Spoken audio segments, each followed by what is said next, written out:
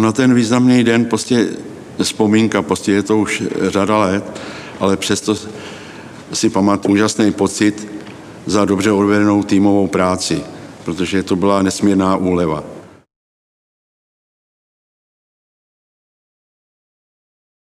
No tomuto významnému dnu předcházela prostě řada prostě kolektivní práce, které se zúčastnilo prostě řada lidí. Prostě mezi jiným budu jmenovat jako prvního architekta Petra Kalfuse, který měl jeden prostě největší podíl, on prostě, který prováděl veškerou legislativu, všechny podklady a s ním samozřejmě na to navazovala prostě pomoc řada dalších lidí z Národního památkového ústavu středních Čech, jak to byl architekt Žižka, architekt Láska, architekt Mrázek. Tady z Kutné Hory to byla historička Helena Štroublová, Dagmar Fundová, která byla na odboru investic, doktor Bohumil Procházka, který zároveň dělal konzervátora státní památkové péče města Kutné Hory. A k tomu chci připomenout, že Bohušek Procházka byl nesmírně oblíbený, byl to velký milovník památek, prostě i umění a byla s ním úžasná spolupráce. A bylo tam řada dalších lidí, jako jo, který bych, protože to byla celá plejáda lidí, který bych musel vyjmenovat.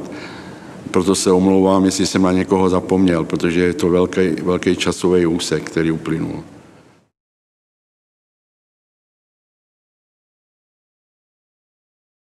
No tak tu dobu přirovnám opravdu prostě k atmosféře, kdy prostě sportovec, a místo sportovce to bylo město Kutná Hora, by vyhrál zlatou medaili na olympiádě a kde v tom spočívá prostě obrovský kus odpovědnosti a práce, kdy se musí o tuto medaili pečovat.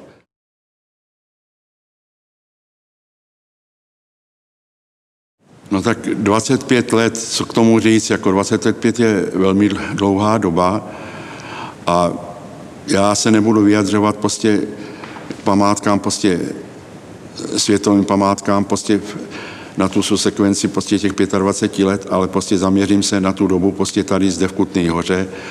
Bylo to 5 let prostě po sametové revoluci, ve společnosti bylo mnoho nadšení, prostě chutě do práce, prostě lidi prostě také začali podnikat, začali vylepšovat prostě své objekty a bylo s tím, souviselo s tím řada dalších věcí, jako jo, protože bylo spoustu možností. Znovu nových materiálů přicházelo, prostě byla jiná možnost prostě pracovat na těch památkách, na těch obnovách, jako jo. Takže předtím, v minulých letech nebylo možnost sehnat řemeslníky a v této době prostě to znovu bylo možné všechno, prostě, protože lidi měli chuť do práce a byl to velký přínos pro naše město. Myslím, že se vše dařilo, ale daří se i teďka v dnešní době. Město prostě zkvétá a myslím, že tak obrovský rozsah oprav, jako se vykonal za těch 25 let, prostě v historii města nebyl tak dlouho, jako teď.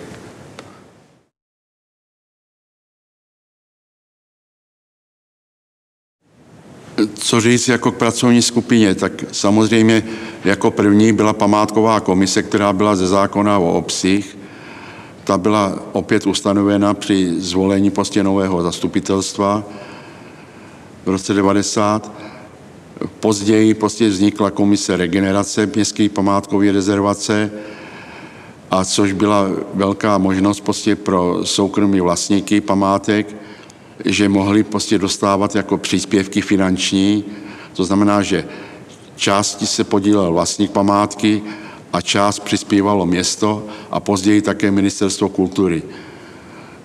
Byla to velká pomoc jak od státu, tak i od města k údržbě památek v městě Kutné Hory. Těch lidí, kteří pracovali v těchto komisích a i v té pracovní skupině, bylo řada.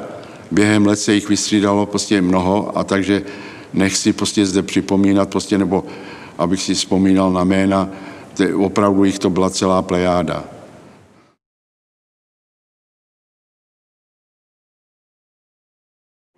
Co bych měl říct na závěr, prostě, to myslím, jako, že budoucím generacím prostě takový nesmírně velkolepý, ale řeknu, jako, co bych vzkázal jako občanům tohoto města. Prostě chtěl bych krátce říct něco o historii tohoto královského horního města.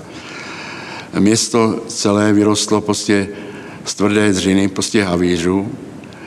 Město prošlo prostě vším, co v historii se děje. To znamená, zažilo slávu, velký rozkvět, také zažilo spoustu utrpení, válečných útrap, morové rány, město bylo vypálené, znovu povstalo z popela, zažilo řadu dalších utrpení, 30letou válku, kde celý kraj byl vypálený, žoldáci křižovali tuto zem.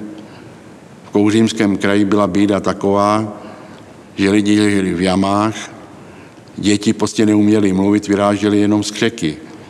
Myslím si, že dnešní generace si to vůbec nedovede představit. Co naši předkové všechno museli prodělat a zažít.